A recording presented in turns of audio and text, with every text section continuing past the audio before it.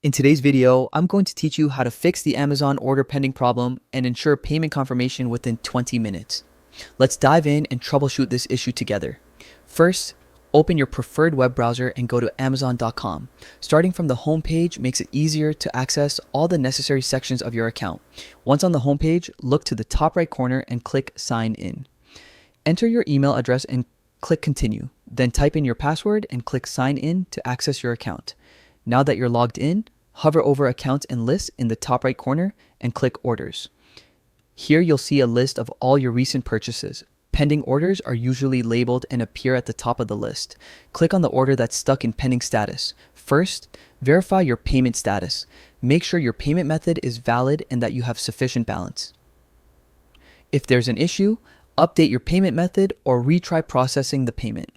Next, check inventory availability. Sometimes an item may have gone out of stock after you place the order. Confirming current availability can reveal if this is causing the delay.